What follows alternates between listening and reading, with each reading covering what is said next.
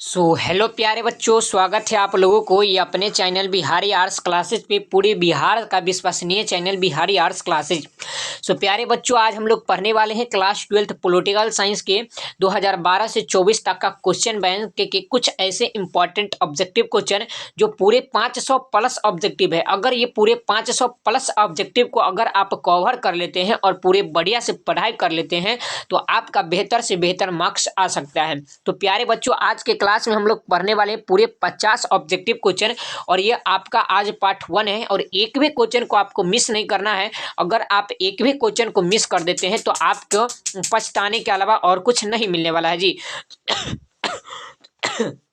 तो मेरे भाई, इस क्लास को स्टार्ट करते हैं बिना समय को गवाते हुए। तो आप लोग हर क्वेश्चन पे अपना कॉन्फिडेंस जमाए चलते हैं, ठीक है, और लास्ट में बताइएगा कि आपका कितना सही होता है, कितना गलत होता है। और एक छोटा सा चैलेंज भी है आप लोगों को कि अगर आप पूरे 50 ऑब्जेक्टिव को सही कर देते हैं, जिनमें से 50 में से अगर किन्हीं आप 15 ऑब्जेक्टिव के भी अगर आप सही सही उत्तर दे देते हैं तो इसका PDF से बिल्कुल फ्री ऑफ कॉस्ट में आपको प्रोवाइड कराने वाले हैं, ठीक है, जो कि आपको इस नंबर पे हमें व्हाट्सएप पे मैसेज करना होगा। तो प्यारे बच्चों, इस क्लास को मिस ना करेंगे और पूरा शुरू से लास्ट तक करेंगे और लास्ट में कमेंट करके बताना है कि आपका कितना सही हुआ था।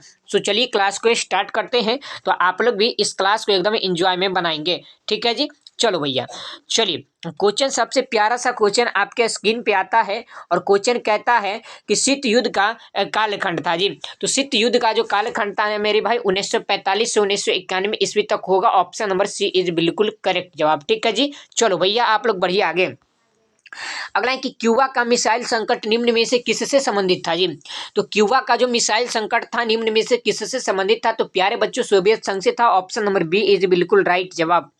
अगला क्वेश्चन आपका बहुत ही इंपॉर्टेंट है कि बर्लिन की दीवार गिरी थी।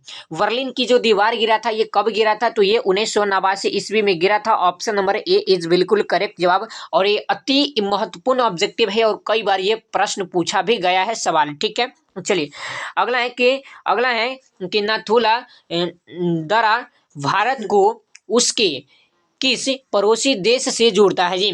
तो ये जो जोड़ता है मेरे भाई, ये श्रीलंका से जोड़ता है। ऑप्शन नंबर प्यारे बच्चों, ऑप्शन नंबर जो है ना चीन से जोड़ता है। ऑप्शन नंबर डी इज बिल्कुल करेक्ट जवाब। चलो भैया, अगला क्वेश्चन है कि भारत ने किस पड़ोसी देश में भारतीय शक्ति सेना भेजा था जी। तो प्यारे बच्चों, ये जो भेजा था ना श्रीलंका में भेजा था। Option number D is right जवाब। आप इसे याद रखिएगा, अति महत्वपूर्ण सवाल था। अगला है कि भारत बांग्लादेश के बीच है, भारत बांग्लादेश बीच में है, तो इनके बीच में जो है ना मेरे भाई बहुत बहुत इंपॉर्टेंट सवाल, ये जल विवाद है। ऑप्शन नंबर ए इज बिल्कुल करेक्ट जवाब।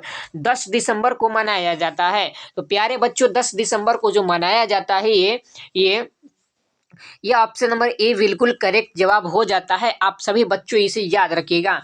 अगला है कि स्टॉकहोम सम्मेलन संबंधित है।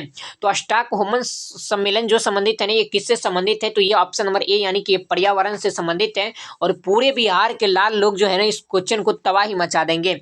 अगला क्वेश्चन आपका क्या कहता है, बहुत इंपॉर्टेंट सवाल है। क्वेश्चन है कि निम्न में से किसे सबसे पहले भारत रत्न से सम्मानित किया गया था।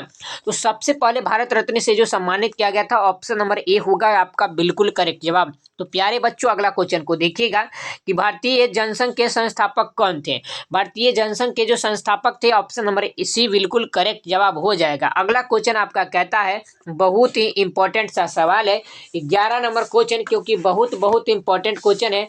अगर आप इस 11 नंबर क्वेश्चन को मिस कर देते हैं तो आप जानिए कि भाई आपका जो है ना नंबर कटने वाला है, ठीक है। चलिए अगला क्वेश्चन है आपका, यहाँ पे कहता है बहुत ही प्यारा सा क्वेश्चन, क्योंकि यहाँ पे कुछ टाइपिंग मिस्टेक है। तो बर्लिन की दीवार का निर्माण किसका प्रतीक था जी। यहाँ पे ये होगा बर्लिन की दीवार का निर्माण किसका प्रतीक था। यहाँ पे टाइपिंग मिस्टेक है तो आप लोग को इस पे फोकस नहीं करना है। तो किसका होगा, ऑप्शन नंबर ए का होगा, ठीक है। ए का होगा, बी का होगा, सी का होगा या डी का होगा। तो प्यारे बच्चों, ये आपका शीत युद्ध का होगा, ठीक है। अगला क्वेश्चन है कि 1955 के वर्षा संधि के कौन सा देश सदस्य नहीं था जी। तो ये नहीं होगा, ऑप्शन नंबर बिल्कुल करेक्ट जवाब पश्चिमी जर्मनी, ठीक है। चलिए अगला कि दूसरी दुनिया के देशों में किस प्रकार के देश आते हैं। तो इसमें जो आते हैं बिल्कुल करेक्ट जवाब ऑप्शन नंबर डी आपका होने जा रहा है, ठीक है जी। चलिए अगला है कि सहयोग संगठन में कितने देश सम्मिलित हैं जी? तो प्यारे बच्चों ये बिल्कुल करेक्ट जवाब है, ये 8 देश जो है ना इसमें सम्मिलित है। ऑप्शन नंबर डी आप इसे याद रखिएगा, ठीक है। चलिए अगला है कि निम्नलिखित में से कौन सा एक देश नाटो का सदस्य है? इनमें से कौन सा देश है जो प्यारे बच्चों नाटो का क्या है सदस्य है? तो ये ब्रिटेन जो है ना यही आपका नाटो का सदस्य हो जाता है। अगला क्वेश्चन पे आप प्रवेश करें। संयुक्त राज्य अमेरिका में कुल कितने राज्य हैं? संयुक्त राज्य अमेरिका में जो कुल जो है ना मेरे भाई राज्यों की जो संख्या है कितनी है? तो प्यारे बच्चों ये कुल 50 है। आप इसे याद रखिएगा जितने भी बच्चा पार्टी है, ठीक है जी। चलिए अगला है कि किस देश ने नाटो में अमेरिकी नेतृत्व का विरोध किया था? तो ये जो नेतृत्व का जो विरोध किया था तो प्यारे बच्चों ऑप्शन नंबर बी होगा, फ्रांस होगा, ठीक है। चलिए अगला है कि वकार ओबामा किस देश के राष्ट्रपति थे? तो ये कौन से देश के राष्ट्रपति थे? तो ये अमेरिका के थे। ऑप्शन नंबर ए प्यारे बच्चों बिल्कुल करेक्ट जवाब। अगला है कि 11 सितंबर 2001 को निम्नलिखित में से कौन सी घटना घटी जी? तो ये जो घटा था ना मेरे भाई ऑप्शन नंबर सी बिल्कुल करेक्ट जवाब। अगला क्वेश्चन है कि निम्नलिखित में से किस देश ने खुले द्वारा की नीति अपनाई? तो ये जो नीति अपनाई थी प्यारे बच्चों ऑप्शन नंबर डी होगा, चीन ने, ठीक है। चलिए अगला है कि किस देश ने सुरक्षा परिषद में सर्वाधिक बार निषेधाज्ञा का प्रस्ताव किया जी? तो ये आपका ऑप्शन नंबर जो होगा 21 का बिल्कुल करेक्ट जवाब, रूस इज बिल्कुल करेक्ट जवाब। अगला है कि भारत परमाणु अप्रसार संधि पर हस्ताक्षर क्यों नहीं करता है क्यों नहीं करता है? तो ये जो नहीं करता है प्यारे बच्चों ऑप्शन नंबर बी बिल्कुल करेक्ट जवाब आपका हो जाएगा। अगला है कि बांग्लादेश को भारत ने कब मान्यता दी? तो बांग्लादेश को भारत ने जो मान्यता दी थी ऑप्शन नंबर सी बिल्कुल, यानी कि 1971 ईस्वी को दिया था, ठीक है। चलो भैया अगला क्वेश्चन देखिए। अगला है कि संयुक्त राष्ट्र संघ के महासचिव की मून किस देश के हैं जी? तो ये कौन से देश के हैं? तो प्यारे बच्चों 24 का आंसर बिल्कुल करेक्ट जवाब ऑप्शन नंबर डी होगा, ठीक है। दक्षिण कोरिया, ठीक है। आइए अगला है कि 18वां सार्क सम्मेलन कहाँ पे हुआ था? 18वां सार्क सम्मेलन जो हुआ था प्यारे बच्चों ऑप्शन नंबर बी बिल्कुल करेक्ट जवाब होगा। आप लोग इसे याद रखिए, बहुत इंपॉर्टेंट सवाल है। अगला है कि विश्व मानवाधिकार दिवस कब मनाया जाता है?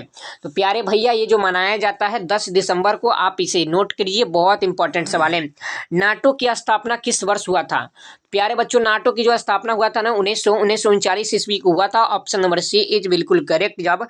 अगला है दक्षेस की स्थापना कब हुई? तो इसकी जो स्थापना हुआ था ऑप्शन नंबर बी को, यानी कि 1985 ईस्वी को हुआ था। जरा आप लोग इसे नोट कर लेंगे, ठीक है। आइए अगला है कि अंतर्राष्ट्रीय मुद्रा कोष का मुख्यालय कहाँ है जी? तो इनका जो मुख्यालय है मेरे प्यारे प्यारे भाई जी ये ऑप्शन नंबर डी इज बिल्कुल करेक्ट जवाब। अगला है कि अगला क्वेश्चन है कि किसकी सिफारिश पर महासभा महासचिव की नियुक्ति करती थी जी? तो ये जो करती है ना ऑप्शन नंबर ए इज बिल्कुल करेक्ट जवाब। आप लोग इसे नोट करेंगे, बहुत इंपॉर्टेंट सवाल था। अगला क्वेश्चन उसी प्रकार से कि किस देश ने सुरक्षा परिषद में निषेधाधिकार का सर्वाधिक बार प्रयोग किया जी? तो इसको जो है ना सबसे अधिक बार जो प्रयोग किया था ये रूस ने किया था। ऑप्शन नंबर सी इज प्यारे बच्चों करेक्ट जवाब। अगला है कि निम्नलिखित में से कौन संयुक्त राष्ट्र संघ का अंग नहीं है? तो संयुक्त राष्ट्र संघ का जो अंग नहीं होगा ऑप्शन नंबर डी इज बिल्कुल करेक्ट जवाब। अगला है कि भारत में पहला परमाणु परीक्षण कब हुआ? पूरे भारत में पहला परमाणु परीक्षण जो हुआ था ना प्यारे बच्चों 1974 ईस्वी को हुआ था। आप लोग इसे याद रखिएगा, बहुत इंपॉर्टेंट सवाल था। अगला क्वेश्चन है कि संयुक्त राष्ट्र संघ के स्टार्च में किस व्यवस्था को स्थान दिया गया है जी?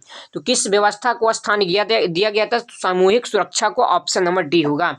संयुक्त राष्ट्र संघ के तत्वावधान निरस्त्रीकरण आयोग कब बना जी? तो ये आपका होगा मेरे प्यारे प्यारे भाई जी ऑप्शन नंबर बी इज बिल्कुल करेक्ट जवाब 1952 ईस्वी को, ठीक है। चलिए अगला है कि गिरमिटिया मजदूर बिहार के किस क्षेत्र में भेजे जाते हैं? तो प्यारे बच्चों ये भेजे जाते हैं पश्चिमी क्षेत्र में, ठीक है। अगला क्वेश्चन है कि भूम डलीकरण की शुरुआत किस दशक में हुई जी? तो ये जो हुआ था मेरे प्यारे बच्चों 1990 में हुआ था। Option number A is right जवाब। अमेरिका का पता किसने लगाया जी? अमेरिका का पता किसने लगाया था? तो प्यारे बच्चों ऑप्शन नंबर सी होगा बिल्कुल करेक्ट जवाब। अगला है कि अखिल भारतीय किसान कांग्रेस की स्थापना किसने की? तो इसकी जो स्थापना किए थे ऑप्शन नंबर बी इज बिल्कुल करेक्ट जवाब। अगला क्वेश्चन आपका है कि विधान परिषद के सदस्यों का कार्यकाल कितने वर्षों के लिए होता है? तो प्यारे बच्चों ये होता है 6 वर्षों के लिए, याद रखिए आप लोग। अगला क्वेश्चन है कि निम्नलिखित में कौन सा बल देता है अधिकार अतः करण की स्वतंत्रता पर देती है? तो प्यारे बच्चों ऑप्शन नंबर डी बिल्कुल करेक्ट जवाब नैतिक अधिकार होगा। ठीक है। अगला है कि भारतीय संसद के उच्च अथवा द्वितीय संसद का नाम क्या था? तो इनका जो नाम था ना मेरे प्यारे प्यारे भाई जी जरा ध्यान देंगे, ऑप्शन नंबर बी राज्यसभा आपका होता है। अगला है कि बिहार विधान परिषद में सदस्यों की कितनी संख्या होती है? तो ये जो संख्या होती है ऑप्शन नंबर डी यानी कि कुल 75 होती है। ठीक है। चलिए भैया आप लोग बढ़िया आगे। भारतीय न्यायपालिका का शीर्ष न्यायालय कौन है जी? तो ये जो होगा ऑप्शन नंबर बी बिल्कुल करेक्ट जवाब सर्वोच्च न्यायालय होगा। ठीक है। अगला है कि भारतीय संविधान का 73वां संशोधन संबंधित है। तो 73वां संशोधन जो संबंधित है प्यारे बच्चों ऑप्शन नंबर जो होगा 45 नंबर का बी इज राइट जवाब पंचायती राज्य से। ठीक है। आइए अगला है कि संविधान द्वारा किस भाषा को राजभाषा का दर्जा दिया गया? तो ये जो दिया गया था प्यारे बच्चों ऑप्शन नंबर सी को यानी कि हिंदी की। ठीक है। आइए अगला है कि कौन संविधान संशोधन शहरी स्थानीय स्थान से जुड़ा है जी? तो ये जो जुड़ा है मेरे भाई ऑप्शन नंबर बिल्कुल करेक्ट जवाब 74वां। ठीक है। अगला है कि मुस्लिम लीग की स्थापना कब हुई? मुस्लिम लीग की स्थापना 1906 ईस्वी में हुआ था, ऑप्शन नंबर बी। अगला है कि किस आंदोलन ने आंध्र प्रदेश के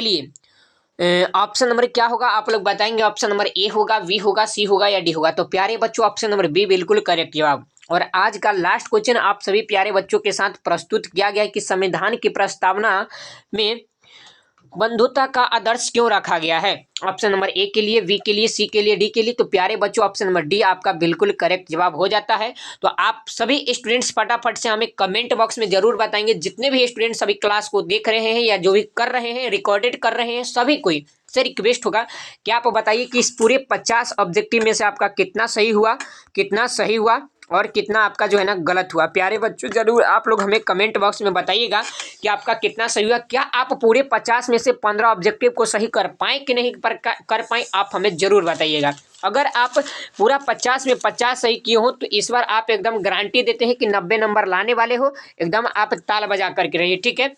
और प्यारे बच्चों सभी को बताइए कि क्या आप हमारे ग्रुप में जुड़े हैं कि नहीं। जो नहीं जुड़े हैं इस नंबर पे व्हाट्सएप पे मैसेज कर दीजिए और इस नंबर पे व्हाट्सएप पे आप जुड़ जाइए। बिल्कुल आपको जो है ना पीडीएफ से दिया जाएगा। और मिलते हैं फिर किसी और नेक्स्ट वीडियो में, तब तक के लिए जय हिंद, वंदे मातरम। क्लास अच्छा लगा हो तो एक छोटा सा प्यारा सा आप जो है ना लाइक के बटन को दबा दीजिए, चैनल पे नए हैं सब्सक्राइब कर लीजिए और शेयर तो करना बिल्कुल भी ना भूले। ठीक है। और हर रोज हमारे साथ लाइव क्लासेस जुड़ करके करना चाहते हैं तो 7:30 में हर रोज शाम में रेडी रहिए। ठीक है। और हिंदी की बेहतर तैयारी करना चाहते हैं, इंग्लिश की बेहतर तैयारी करना चाहते हैं तो यूट्यूब पे सर्च करिए बिहारी साइंस क्लासेस, उस चैनल को जा करके सब्सक्राइब करके और हमारे साथ जुड़ना ना भूलें। तो प्यारे बच्चों मिलते हैं फिर किसी और नेक्स्ट वीडियो में, तब तक के लिए जय हिंद, वंदे मातरम। ऐसे ही आप नियंत्रण मेहनत के साथ लगे रहिए, हमारे साथ आपका तैयारी और मेरा जिम्मेदारी। जय हिंद, वंदे मातरम।